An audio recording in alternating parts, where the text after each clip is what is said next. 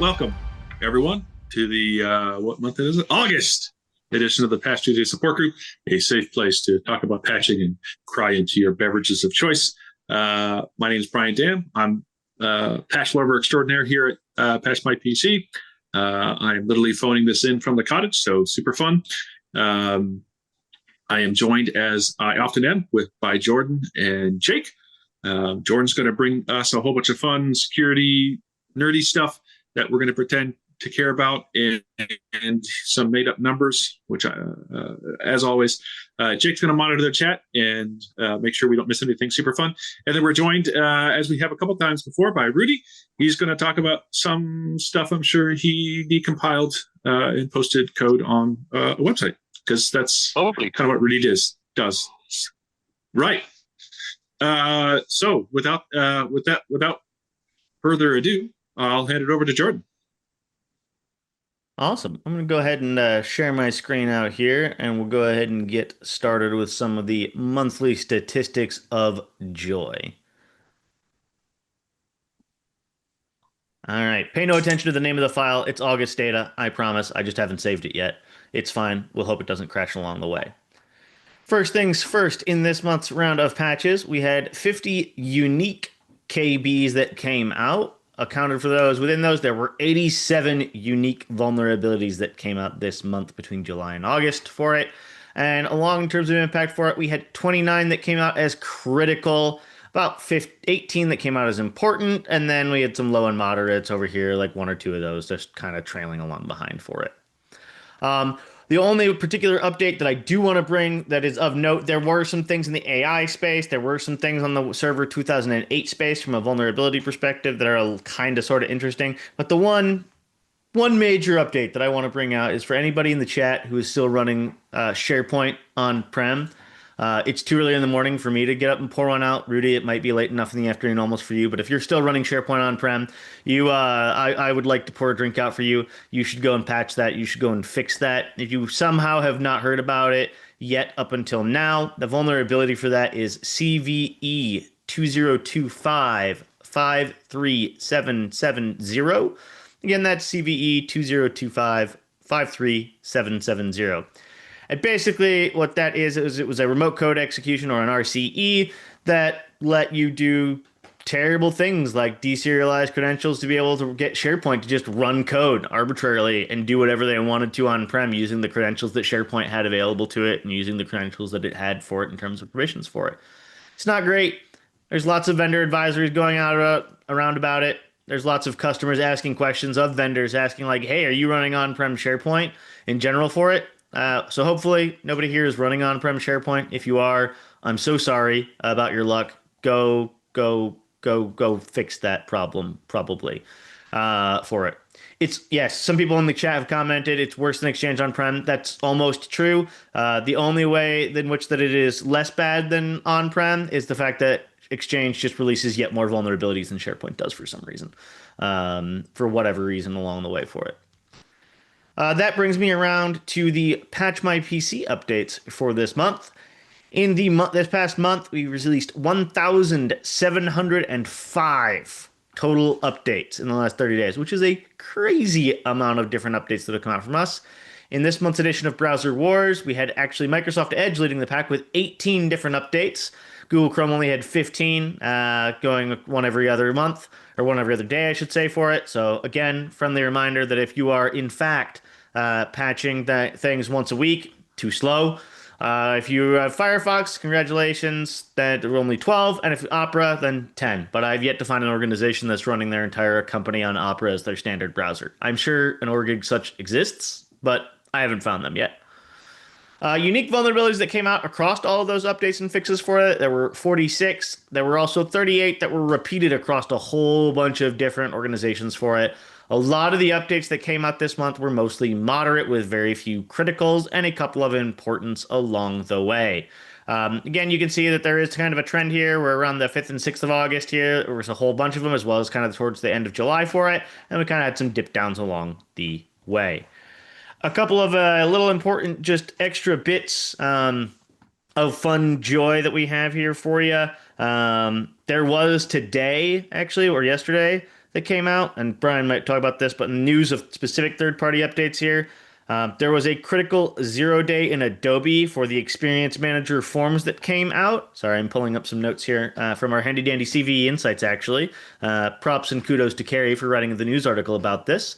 There was a Sev 10 and a Sev 8.5 for Adobe. That's 2025 54253 and CVE 2025 54254. They literally just came out yesterday. So if you happen to be using the Adobe Experience Manager or using any of the forms for Adobe for you're doing intake on things for them, you should care about them. It's a 0-day that's out there for it. There's also been some 7-zip vulnerabilities along the way for things in general. And with all of that being said, for just kind of some of the recent interesting third-party news in terms of third parties, I'm going to go ahead and turn it over to Brian. You know, I saw that Adobe Experience Manager thing, and I didn't know what Adobe Experience Manager was, so I did kind of ignore it. So thanks for bringing that one up, because I'm like, But I guess if that's what you use to make forms, that does seem like a problem. Yep. Okay. Yeah. So a lot of companies are using them for fillable forms for PDFs for signature and things like that now, for fillable forms for them, as well as for intake for it too. So fun little fact, isn't that what Reader Pro is for, or whatever they call that now? Yeah, so it's a plugin on top of it, though, basically, that kind of like sits along with it for doing stuff, basically, for being able for other people to be able to do it instead of just the person editing the form for it, or editing the PDF for it, basically, so that it can be done online. Okay. And like I said, shameless plug here for Carrie. Carrie wrote up a very fast news article about that yesterday for it. If you want to get other bits and pieces of news and stuff like that where you're not quite sure about it, we have trailing news. We typically have 3 to 4 news articles a day in CVE Insights about different vulnerabilities as they come out across the month. And how do you access that, Jordan? Just cveinsights.com? Is there an app? That is one of the places that you can let's get that let's from. chill I know, correctly, right? guys. I know, Chill right? harder, bud. I know, I can. Where would somebody find more information, Jordan, about CVE? I know, Insights? right? I don't know. I have no idea how you find more information, but I've heard that it's a fancy app that exists on the Apple Store and the Android Store. You can probably find a website called cveinsights.com. I don't know. There's stuff about it. It's fine. There you go. Okay. All right. I'm more of a .NET guy, but it's good to know. It's fine. That was absolutely shameless. It had information you didn't know about, Brian, so, it's got that going for it. Okay, debatable. All right. So let's talk about some patching news. Some people have already buried the lead, which is perfectly fine. Awesome. Yes, if you are running Windows 11 24H2 and you are patching it through ConfigMgr or WSUS, the vast majority you probably came up against a problem this month with OX 80240069. Which feels reminiscent, because I forget what month, whether April, a few months ago, we sort of saw a very similar thing. Microsoft is aware of it. They've actually issued a known issue rollback, but those are kind of so that is the thing. You can definitely go down that route, and here's the here's the info there and the link in the resources chat. What I have heard, and even Microsoft themselves have said unofficially, if you import from the Windows Update catalog into WSUS and then sync with ConfigMgr, that seems to just be perfectly fine. You could also just download it directly from Windows Update catalog and like deploy it as an application in ConfigMgr. I mean, there's a few ways to do it. If you are not using WSUS, if you're using Windows Update for Business or Intune for your Windows updates, this was a non-issue for you. So, but anyways, yes, known issue. A couple ways to fix it. I think the import's the easiest, and just about everyone I've talked to who has gone that route has been successful with that. There's another suggestion, like you can use some reg keys, and that comes from the last time we had this issue, and that kind of works for some people too. But I heard 2 or 3 orgs say, yeah, we tried and it didn't work, or it didn't fix everything. So you can try it if you want, but I would recommend one of the other, the KIR, or just download from Windows Update. This is, I'm not going to belabor this because Jordan already kind of talked about it. If you're running SharePoint on-prem, it's not good. And this came earlier or late July. Here's a whole customer guidance from Microsoft. So they've really kind of gone really gone into this to try and help you understand what's going on and what you need to do. What you need to do is generally go update SharePoint on-prem, if that's what you got. Similarly, if you are running Exchange, on-prem, again, as we already have made fun of you for, we shall, Exchange itself should not clown you, not just us. There's a pretty bad vulnerability there. Specifically, if it's in hybrid mode, and basically this idea is you're able to kind of, as I understand it, this is kind of, you can get rights and privileges between on-prem and your Entra or cloud scenario. So I don't fully understand it, but if you're running Exchange on-prem, go update that quickly. Moving along from those awful things, for years we complained that if you would download media from Microsoft, be it volume license, Media Center, or whatever, it's Visual Studio, something now, and those ISOs wouldn't have the latest operating system updates. And years ago, they did that in MSDN, I think it was. And so great, now we can get ISOs that at least aren't 4 months out of date. But then you'd find out that the Microsoft Store apps they don't get updated. And so you might have a up-to-date OS, but and you just laid it down, but all the store apps for 8 months completely out of date or something like that. Apparently they've gone and fixed that, which is super nice.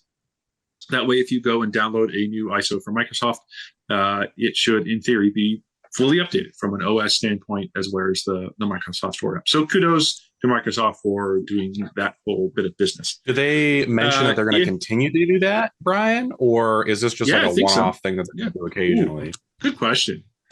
I take it as, it's a good question. I don't think I didn't see it, at least when you were in the top section. So who knows? Wow, way to be so jaded. That is and I mean it. Am I wrong to be in this scenario? Way to be a sysadmin who's seen this play before. The story that is about to be told has been told before. They just need to add Candy Crush back, and I'll be happy. But yeah, I guess I just presumed that they would be doing that. Okay. We'll find out next month, right? Maybe.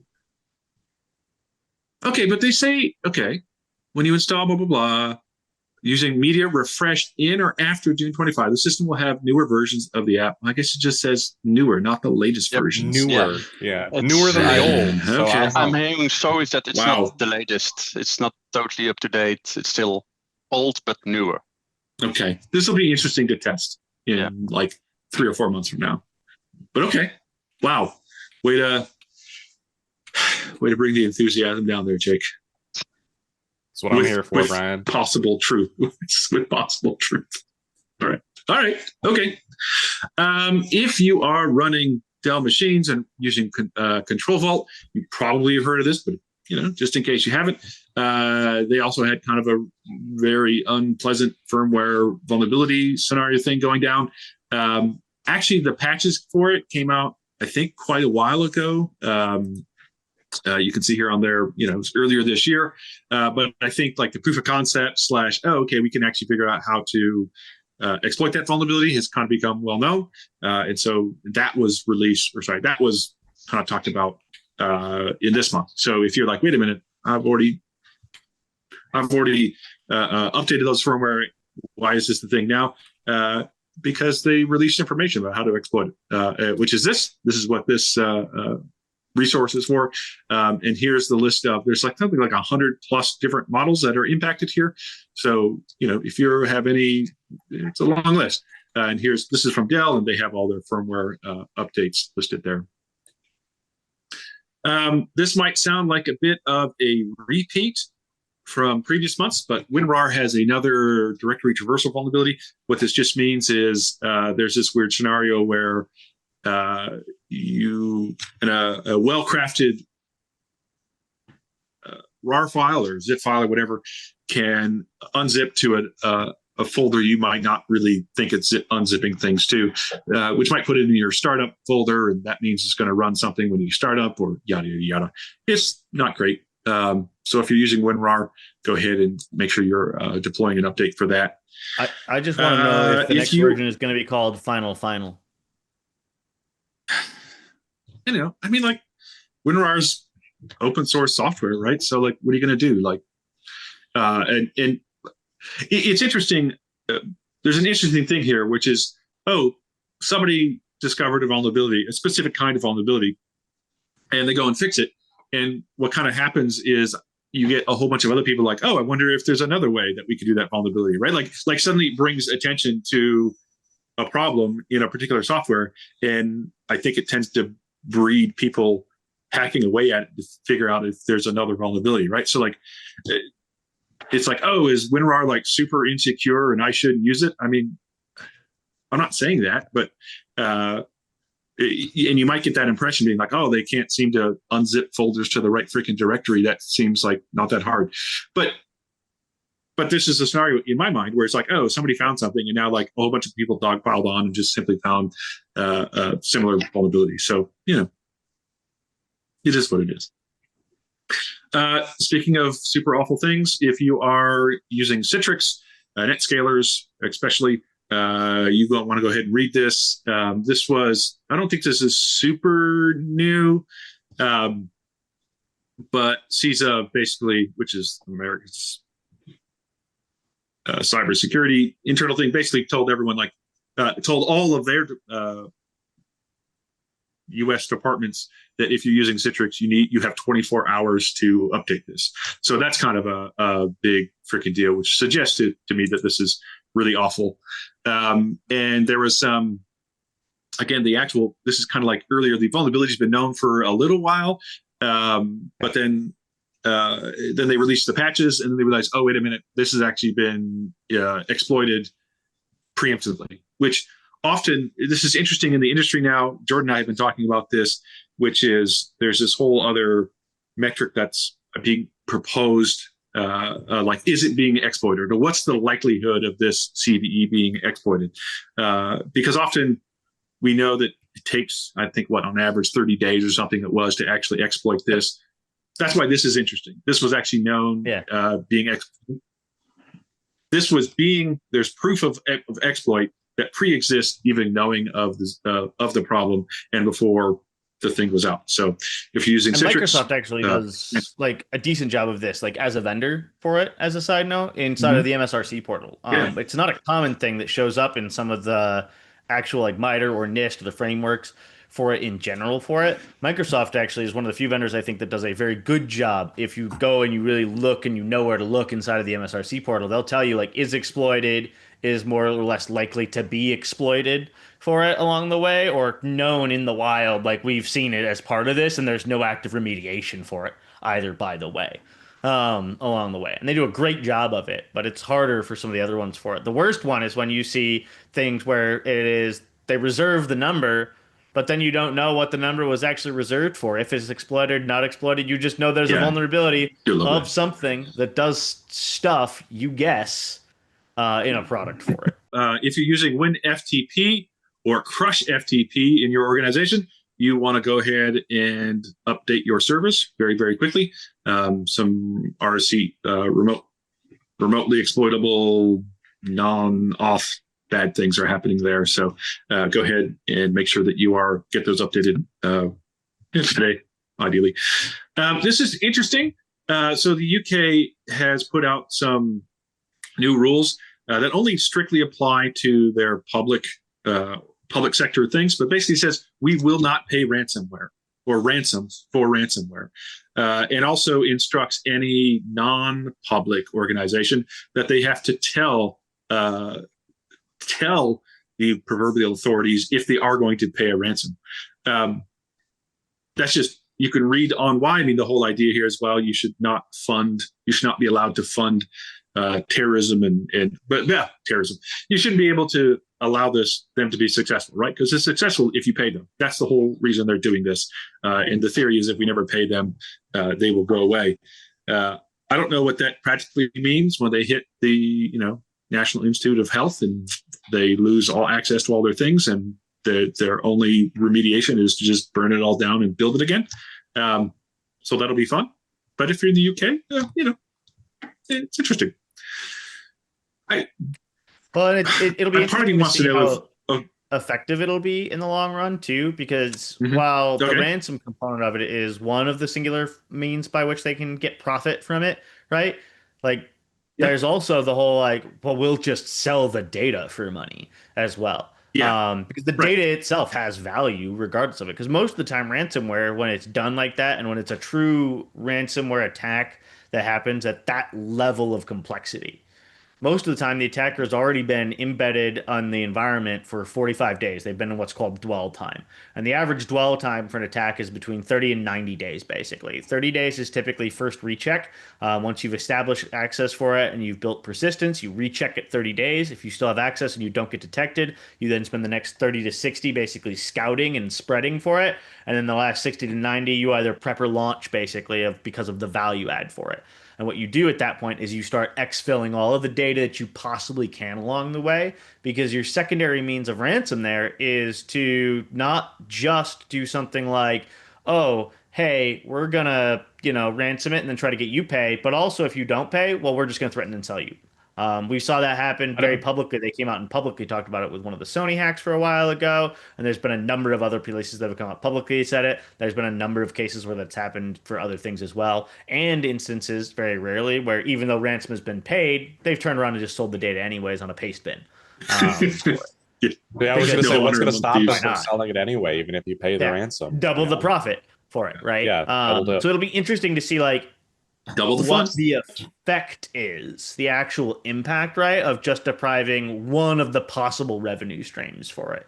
And because of the fact that it's still a lot of the times is so low effort that the level of cost to them, right, is still not necessarily terribly high. It's just risk.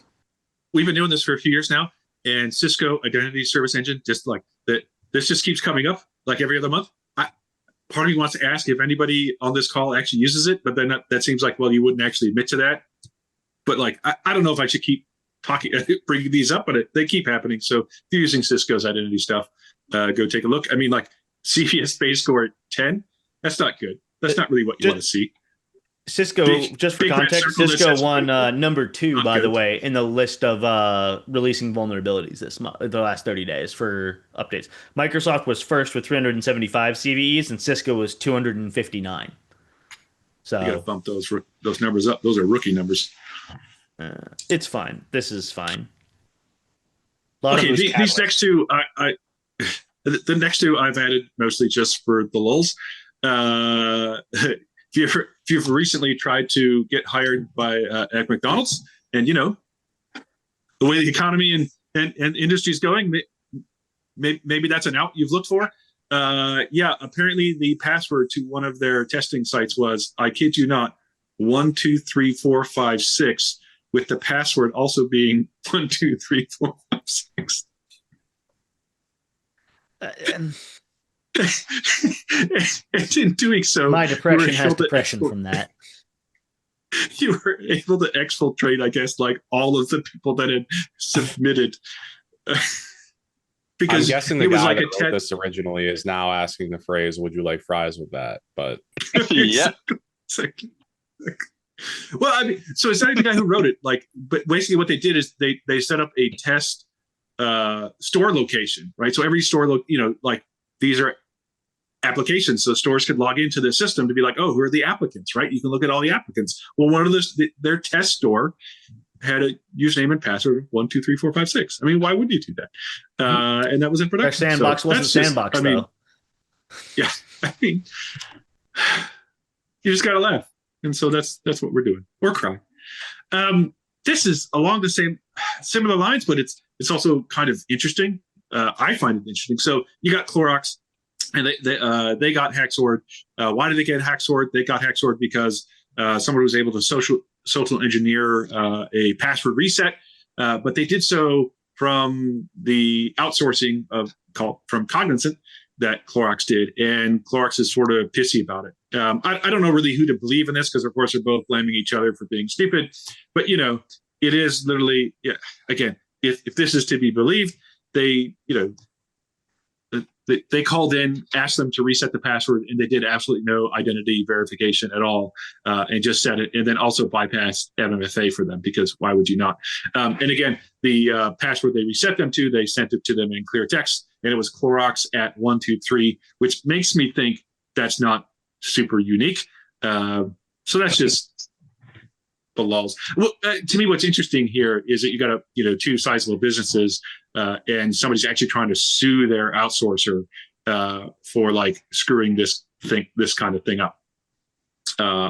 So to me, that's the interesting sort of flavor here of, oh, do you think that'll work? I don't know. Like I don't know if they'll have success there, but I wish them well. Okay, There's moving away from security more to some more joke for that, or no, there's no wait. There's more joke. That is it. That's the whole thing. So Microsoft, here's the interesting part about this is because it sounds like, oh, it's talking about like some conditional access stuff you can get onto on-prem AD, but there's an option here in this to actually start migrating some of your AD groups up into Entra. That seems to be the interesting bit here. And so this was released to preview. I believe that's public preview. And so that, wait a minute, sorry, this link is actually for the conditional access. So conditional access has normally been purely an Entra thing, and they have a preview to add that Entra private access to your on-prem Active Directory controls. I have another one. It seems like maybe I'm getting messed up. Yes. Interesting. That's an interesting decision. It's an interesting decision for Microsoft for what they're trying to do by bringing a lot of the security components of like, well, if you go to the cloud, you get more secure because you have all of these conditional access controls and everything like that for it. And now it's, hey, look, we're starting to add it into preview bits on-prem. That's interesting. Okay, sorry, and I screwed up because I actually merged two notes here. There's this whole other one that says they are bringing. This is the link I was thinking about. This is going to allow you to start moving sort of authority. And so the idea here is if you are if you have both on-prem AD and Entra, you can sync them, but then you can actually start marking for a given group what the source of authority is. I'm going to say source of truth because that's normally how I think of it. But the idea is this will allow you to say, hey, we're ready to move these groups into Entra, and you go in and you flag it and you say, hey, this group now is managed by Entra, and then your on-prem AD group, I don't think quite dies in a fire, but it goes away and starts syncing from Entra. And so the idea here is that you're able to slowly but surely migrate your groups without having to go and recreate them. I don't know. People were very excited about this, so some smart people I trust. So I'm gonna just presume it's cool. I don't know, Rudy, you're shaking your head. You're nodding along. Yeah, I've heard about it, and exactly people are happy about it, but I don't know the details because I didn't look at that myself. Maybe something I need to look at. Okay. But yeah, I mean, I did look into it. I mean, it's basically, yeah, like you can. There's a new property in Entra that says like, what's the source of truth, and you go, it's if you say, oh, that's cloud, and you can also go backwards as well. You can uncheck it and say it's AD. And this article kind of goes into what it means to actually change those boxes, but it really just is what's the source of truth for that, and who's syncing from what. It feels like it's a acknowledgement to a degree to a problem of like for syncing that's been a challenge for a while now of trying to figure out the controls so that people can do better testing for it instead of just let's just rip the bandage off model that's been around for forever. Because they're starting to probably, my guess is it's starting to run into, we've seen this, like the larger organizations and infrastructure that have more challenging things where they've got very specific controls. They can't or won't, for regulatory reasons, just make those big swath changes for it. Yeah. Well, yeah, again, it provides a. Well, what I hear is that it really helps the migration path because, right, you're not going to just like, oh, great, I'm going to just go recreate all of my groups in Entra now. Awesome, it's done. Right? That's more of it's a journey it's a journey to get there. And so, okay, what do you do? Let's say it takes you a year to do it. How do you live in that year? And that's what this is really ideally hoping to help, that you can easily have a migration path that isn't just big bang, like, okay, all my groups, I just have to spend like 2 months or whatever it's going to take doing nothing but recreating my groups, because there's no way to run both at the same time. That's I think what they're trying to get at here. Moving along, Microsoft Connected Cache is finally GA. Now, it went public preview a while ago, so we talked about that. Yes, as we say finally, the reason we say that, if some of you are newer into this industry, what was it, 2017, 2018 timeframe, we saw Microsoft Connected Cache, maybe it was later, 2019 for sure. We saw Microsoft Connected Cache was created and was added into ConfigMgr as part of a distribution point. And we're like, oh, this is awesome. And then people who are running straight into it are like, great, we want that too. And it's taken forever. Part of the reason for that, in case you care, is that actually Connected Cache, one of the big customers is actually ISPs. And so if you go look at the docs, they have a whole like separate section, like if you're an ISP. Why is that? Because ISPs want this for like Windows Update, like the kind of traffic that Microsoft produces for things like Windows Update, and even some of the self-updating things like Teams and Teams and Edge and things like that. Even in the home space, right? Like they have all this content, and they want to cache it and dedupe it and have other peers talk to each other instead of all of it coming from Microsoft. I mean, that's not just Microsoft wanting that, that's actually the ISPs. And the problem they had there is, well, ISPs, this may shock you, they don't put Windows into their critical content path.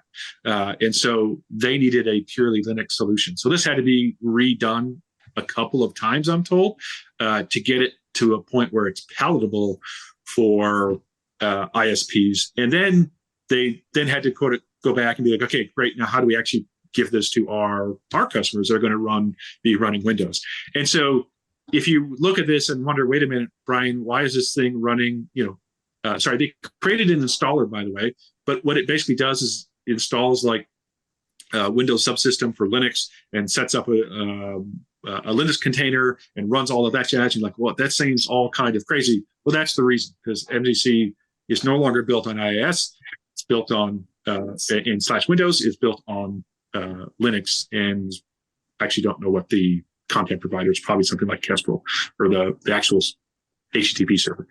And so, anyways, it's GA. There's an installer. It's still a little bit weird to run in a Windows environment, but from what I've seen, and I've played with it a little bit, it's not rocket science to get up and working. So if you have large and who would use Microsoft Connected Cache, this whole idea is, if you wanted to set up a server with a whole bunch of, it doesn't have to be a server, right? It can literally be like Windows 10. It's okay. You can use Windows for this. Or, you don't need server hardware, but if you have large offices and you want a central place, a central machine sitting there caching this data, that's what you go spin up MCC. And it works in leverage with delivery optimization. Okay, I probably spent way too much time talking about that.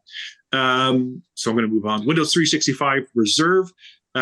What is this? It's an interesting thing. The idea here is that you would license this or add this to your subscription for everyone in your org. And if they ever were to lose access to their physical hardware, now by that I mean, maybe it got stolen, maybe they lost it, maybe it caught on fire, or maybe, it just had some hardware fault or even software fault, right? Like you're just like, well, I need to reimage this thing and I can't do that remotely. The idea here is you would then have Windows 365 and you could quickly provision a cloud PC for them that they could use via their personal PC or any other PC anywhere else, but it's only good for 10 days. And so they don't have pricing, at least I didn't find pricing here. But I presume the idea here is like it's very, very cheap, and you need to buy it ahead of time. You can't just be like, oh, their machine died, I'm going to go buy a Windows 65 Reserve. You have to provision them 7 days before you can you need to add the subscription or license 7 days before you can provision them a new machine. But it's only good for 10 days. So that's interesting. We'll see where that goes. Anyone using universal print, you should know that pull print is now available. Pull print is that idea of, hey, I can send a job to a machine and then, but not actually have it start printing until I actually go there and say, hey, I want you to print this job now. So if you're printing, I think the joke I heard was if you're printing, you're all fired, and you don't want that just hundreds of copies of that sitting on the printer. You can now have that problem. That problem is now solved.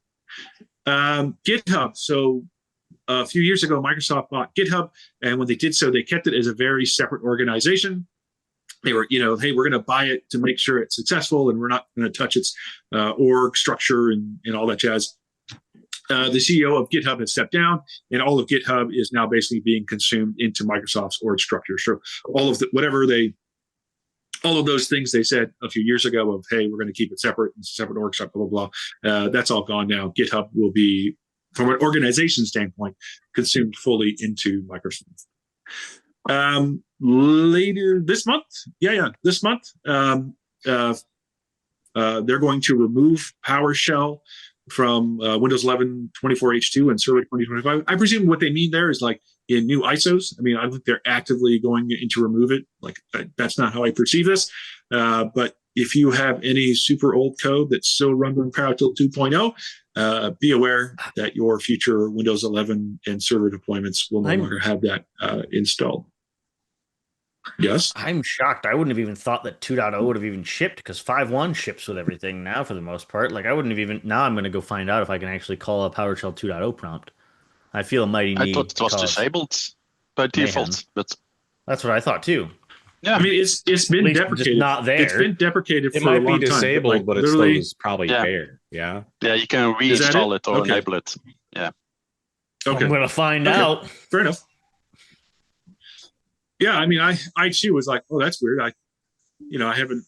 It's been years since I've heard of people saying, oh, does this run on PowerShell 2.0? Or like, hey, I'm migrating my stuff from 2.0 to 5 or 7 or whatever. So I too, I was like, well, this seems weird. But I mean, just a couple of days ago, 3 days ago, they're like, hey, let us know they're going to remove it. So hopefully I suspect this is a non-issue for most people, but just be aware. It's totally enabled and on by default in Windows 11. It's a feature that's turned on and enabled by default. Windows PowerShell 2.0 and the Windows PowerShell 2.0 engine. Amazing. Speaking of deprecations that we're all super happy fans of, I just thought this was funny. I don't think this guy has a snowball chance in hell, but I don't really care. This is just, to me, funny. So if you want a good chuckle, this guy is just basically pissed off that he's being pushed to Windows 11. A home user. This isn't necessarily enterprise. And so our hero, Lawrence Klein, is actually has filed a lawsuit against Microsoft for planned obsolescence of not going to continue supporting Windows 10, even though its market share, Windows 10 market share, is still in the 40 percentile, 43% or something like that. Anyways, fun read. Moment of silence, everyone in the industry.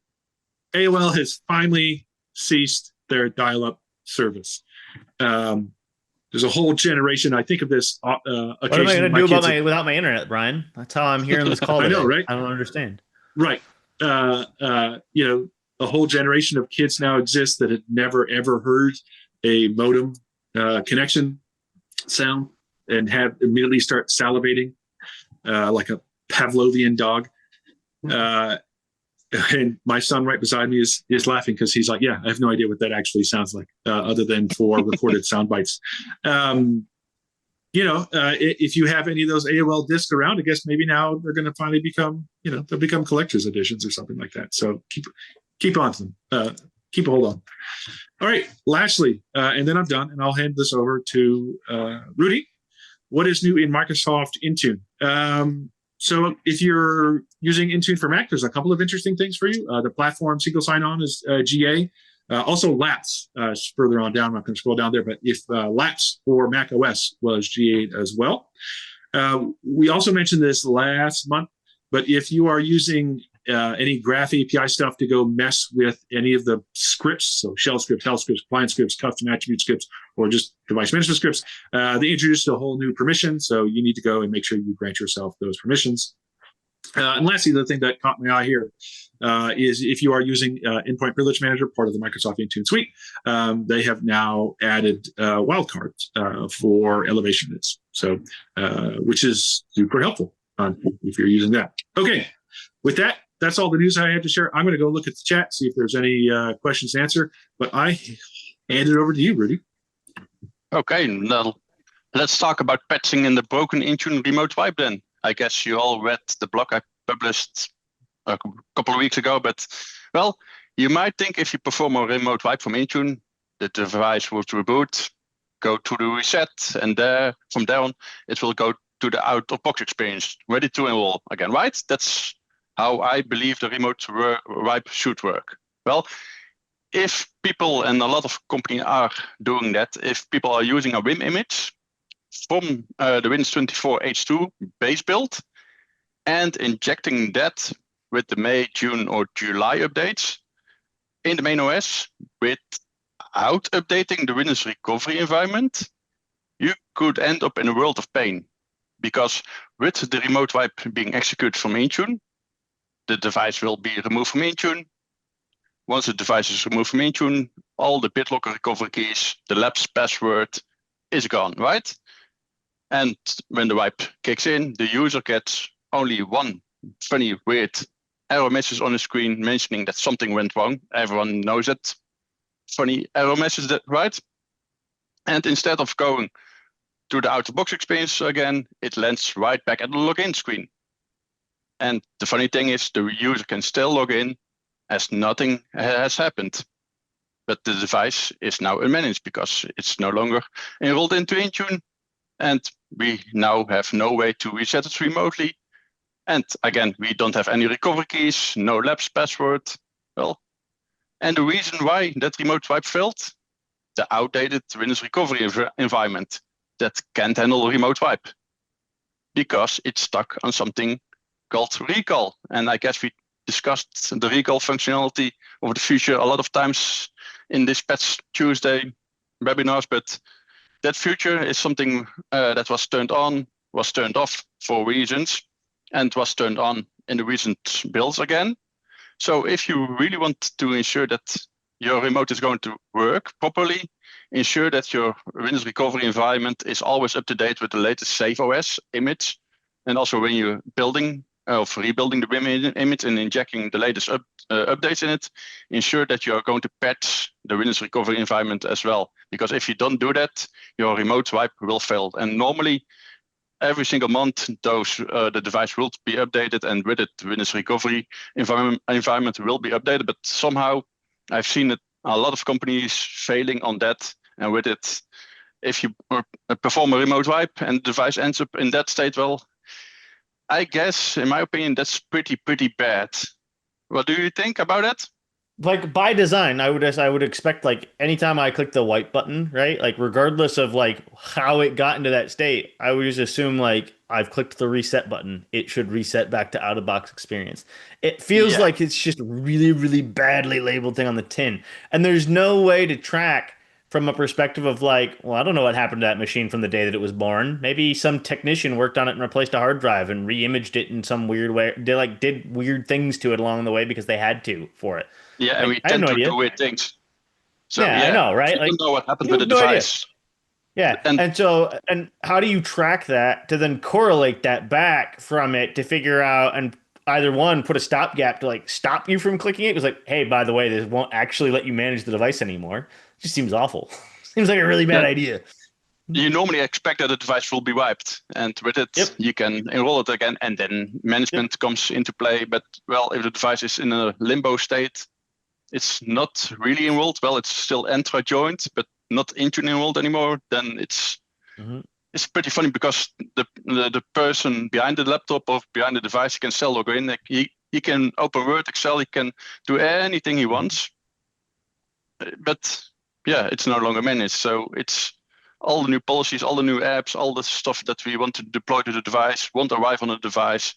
Well, eventually when the compliance policy will hit the device, and then the device wouldn't be compliant anymore, but that can take a couple of weeks depending on the compliance policy, right? So yeah.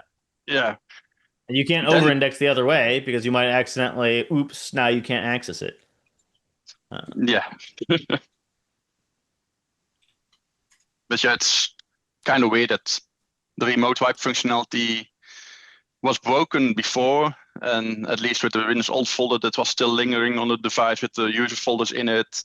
And every time I look at the remote wipe functionality, I'm like, well, it's not the best thing there is right now. But yeah, the people wanted to reset the device. That's the only option, or one of the only options they have. Some good questions in the chat about like the autopilot record here, Rudy. So one of the questions was, doesn't the autopilot record stay though? So if you manually wiped it again and started over, wouldn't it come back from that? Yeah, but because wiped failed, it's not really reset, so it's not wiped, and it just goes straight to the Entra joint device, so it doesn't go back to the out-of-box experience, so it's not wiped. Yeah. So then you don't actually pick up the autopilot record because it can't tell that it was wiped, and so it's actually reset. It's basically stuck in a limbo land of where it's still Entra joint locally. So locally it's like I didn't actually wipe, so I'm not going to go to that experience to it. And then autopilot never kicks because it doesn't hit the out-of-box experience to go pick up an autopilot token for it. Yep. If the device was properly wiped, then it will end up at the out-of-box experience. Then autopilot profile will kick in, and then you can enroll the device, but it doesn't get there. It's stuck in limbo somewhere between a good working device and a totally broken device. And what Microsoft has to say about that? Well, that's an offline discussion I'm having with them right now. But yeah, and normally every single month, if Microsoft releases the normal patches, they also started to patch the Windows recovery environment since 2023, if I'm not mistaken. But at least they start doing it. But somehow I've seen a lot of bigger companies injecting that the updates in the image, but somehow even when updating their devices, again, I didn't ask how they update the devices, but somehow they were totally up to date, but still the remote wipe failed. So I was also expecting if you just would have updated the device to the latest monthly build, it would have fixed it. But maybe the gap between the first Windows 24 H2 build and the latest one is too big of a difference. I'm not sure what it is, but well, it did the trick. By the way, I wanted to go back to Brian's point earlier really quickly here about PowerShell, because I went and I tested it because this made me really curious and angry about it all at the same time. So if you're running Windows 11, as a side note, and you try to launch PowerShell 2, which does exist, the binaries are there to launch the engine for it. The version of .NET, though, isn't there. And this is actually a fantastic example of certain security vulnerabilities and things like that are both helpful and also simultaneously meaningless at the same time. You can't launch the PowerShell processes for it because .NET, the version of .NET required to make it run doesn't exist. So while you are vulnerable to anything in PowerShell 2 for it, you can't actually launch PowerShell 2 to have anything execute, but it would still return a vulnerable state because it's missing. The version of .NET that is required for it to run is, hold please, version 20.50727 of the .NET framework for it, which apparently is, not on Windows 11 machines for it. So sorry, not to jump in front of it for along the way, but that was just, I wanted to circle back on that because it's interesting. And it also does a case point of oddity things, right? Too, of like vulnerabilities that you see out there where you'll see like companies will say you're vulnerable to something for it. Like you'll get a scanner that'll say you're vulnerable, but the vulnerability can't actually be exploited in a meaningful way because you can't be loaded for it.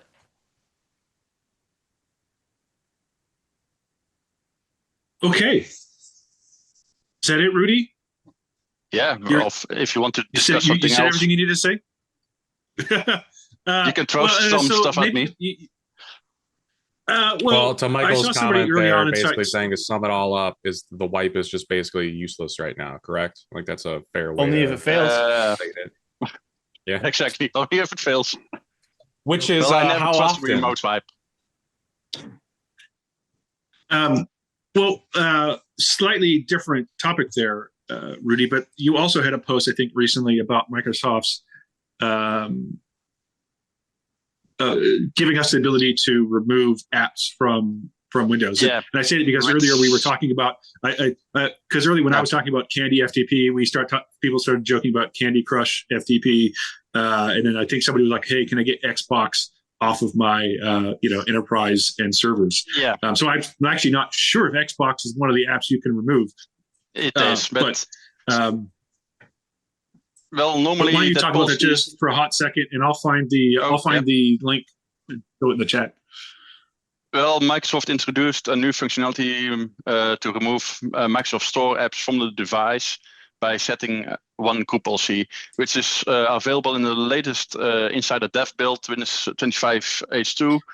And if you enable that policy, you can just define which Microsoft Store apps you want to remove, which is not really remove, because when you enable that GPO and the CSP is also coming from Intune, but again, work in progress, first the GPO settings, then Intune settings.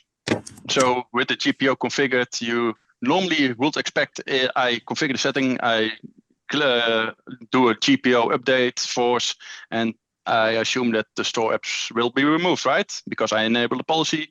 Well, that's not true, because that policy, the GPO, is only for new devices, new users. So all the existing users, when you enable that policy, it doesn't do anything. It only blocks the pre-provisioning of the store apps for new users. So if you have an autopilot device and you configure the Intune CSP to define that array of Microsoft Store apps, then the user that logs in for the first time, all those store apps will not be provisioned for him. So it's well better than a deep load script, but still, you only have a list of Microsoft apps. So it's not everything, only the apps that Microsoft defines that you can remove, or not remove, block from pre-provisioning. Right. But yeah, so that's a good call out, right? This isn't app blocker where you, because for anyone who didn't go down this rabbit hole early on with Windows 10, they had a bunch of these apps and people didn't really want them.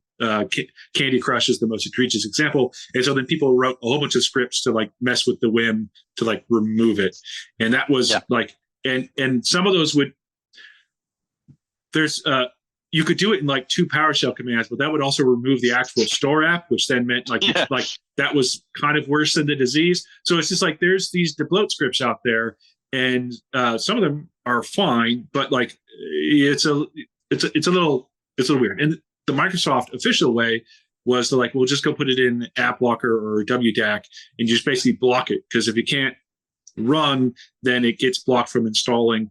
It doesn't remove it from the OS, but it does prevent it from getting installed into user space, which is okay. But this just seems like it's a better way of making sure it doesn't get installed to newly provisioned users, to ideally get rid of the need for those bloat scripts and WDAC app blocker policies, but it's not going to actually remove it from your environment and uninstall it where it exists. Okay. Exactly. And the funny thing is how Microsoft does it. It's easy to mimic that same process. You can create a PowerShell script. So a PowerShell script to do exactly the same thing. You can create a PowerShell script that defines the array, because Microsoft just checks one register key for all the apps. So if you put an array for all the store apps you want to remove, Microsoft, the policy just listen to that policy, to that set of store apps, and will remove them all. So it's pretty easy if you look at it. But then again, we want to get rid of the PowerShell scripts to ensure that the store apps will be removed. And now we have a policy to use PowerShell again to improve the policy. Yeah, that feels off. Burn up. Okay. Well, with that, everyone, we are essentially done. Thanks. We're Rudy, actually on time, Ryan. For pitching at the end, we're right on time. And so if you want to, thanks for wasting the better part of a perfectly good hour with us. We'll be here next month. We will stick around for if anyone wants to come off mute, has any questions. It's kind of rare. You can toss it in chat too. But thanks for joining, and we'll see you all next month.